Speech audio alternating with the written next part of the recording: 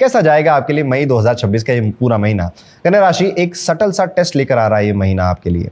आप naturally detail oriented होते हो, प्लानिंग बड़ी स्ट्रांग करते हो, आपको चीजें स्ट्रक्चर पसंद होती हैं, लेकिन इस महीने कुछ सिचुएशन ऐसी बन रही है जहां पर आप जितना कंट्रोल लेना चाह रहे हो उतना ही चीजें स्लिप हो रही हैं आपके हाथों से। आपने जो जो प्रेडिक्ट किया था कि इस महीने में ये करेंगे वो सारे प्लान धरे के धरे रह गए, टाइम से कुछ एग्जीक्यूट नहीं हो रहा है, बैकअप प्लान के भी बैकअप की जरूरत पड़ रही है। ऐसी एक अव्यवस्था आपके कार्य क्षेत्र में, आपके पर्सनल लाइफ में, दोनों जगह देखने को मिल रही है। लेकिन फिर भी कन्या राशि के है ना, ये कहां हार मानने वाले हैं। ये उस सिचुएशन को में भी डिस्टर्ब होते हुए भी, फ्रस्ट्रेट होते हुए भी अपना रास्ता निकालते हुए दिखाई दे रहे हैं। यानी कि ये एक वॉरियर, एक फीनिक्स की तरह अपनी ही ऐश से वापस से रिजनरेट कर रहे हैं अपने आप को। अब ये सिर्फ कन्या राशि वाले ही कर सकते हैं, और किसी राशि के अंदर इतनी दम कहां। महीने की शुरुआत रिलेटिवली बेटर है, आपका फोकस क्लियर है, आपको पता है मुझे, मेरे प्लान है, मेरे सिस्टम्स बने हुए हैं, मुझे क्या करना है, कैसे इन सिस्टम्स को हैंडल करना है। ये वो फेज है जहां पर आपको लगेगा कि हाँ सब कुछ मेरे हाथ में है, मेरे कंट्रोल में। लेकिन जैसे जैसे 10 मई 11 मई ये टाइम पीरियड आएगा, धीरे धीरे स्पेशली 11 मई के बाद आप देखेंगे कि अब डिसरप्शन हो रहा है,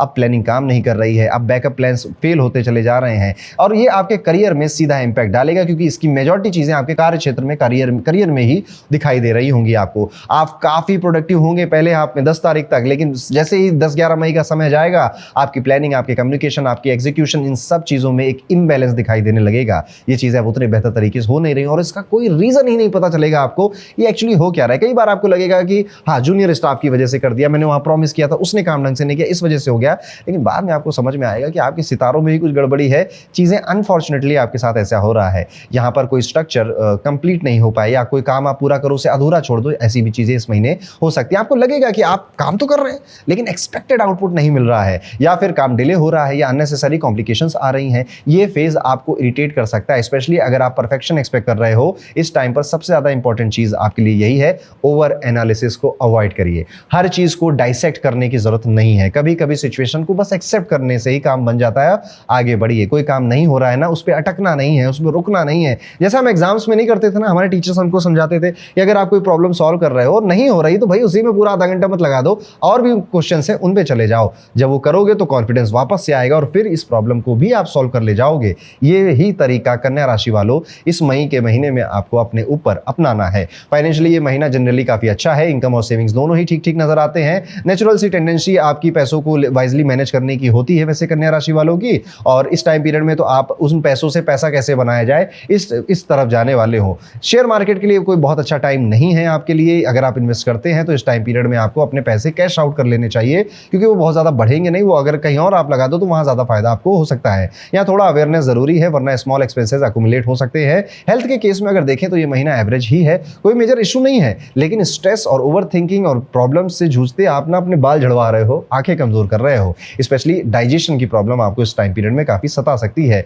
आपका माइंड कॉन्स्टेंटली एक्टिव रहेगा, और अगर आपने उसे रेस्ट नहीं दिया तो बॉडी ऑटोमेटिकली स्लो हो जाएगी। रूटीन मेंटेन करना और थोड़ा मेंटल ब्रेक लेना इंपॉर्टेंट रहेगा। रिलेशनशिप में ये महीना थोड़ा सेंसिटिव है, आप छोटी छोटी बातों को ज्यादा एनालाइज कर सकते हो।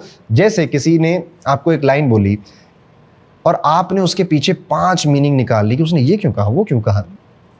इसे ओवरथिंकिंग कहते हैं, अननेसेसरी ओवरथिंकिंग, अननेसेसरी मिसअंडरस्टैंडिंग आपका दिमाग ही क्रिएट कर रहा है, जिसकी कोई जरूरत नहीं है। मैं कह रहा हूं ना कन्या राशि वालों, ओवर एनालाइज मत करिए चीजों को। इस महीने हर चीज को आप लाइटली लीजिए, मतलब हर चीज को नहीं, ज़्यादातर चीज़ों को। लव लाइफ में पहले हाफ में कंपैरेटिवली बेटर है, आप कनेक्ट कर पा रहे हैं, आप कम्युनिकेट बेहतर कर रहे हैं, घूमना फिरना, रोमांस करना, ये सब बढ़िया चल रहा है आपका। थोड़ा जैसे ही 11-12 मई आएगी फिर कंफ्यूजन स्टार्ट हो गई, क्योंकि आप अपने काम में खुश नहीं है, तो अपने रिलेशनशिप में भी आपको उसका असर देखते हुए मिलेगा। आप एक्सपेक्ट करोगे कि सामने वाला सब कुछ खुद ही समझ ले, पर नहीं समझेगा, आपको एक्सप्रेसिव होना पड़ेगा। इस फेज में सबसे इंपॉर्टेंट चीज़ है अजम्पशन अवॉइड करने हैं। अगर आपने अपनी तरफ से कंक्लूजन बना लिए है, कंफर्मेशन बायस हो ही गया है, तो सिचुएशन आप नहीं ठीक कर पाएंगे।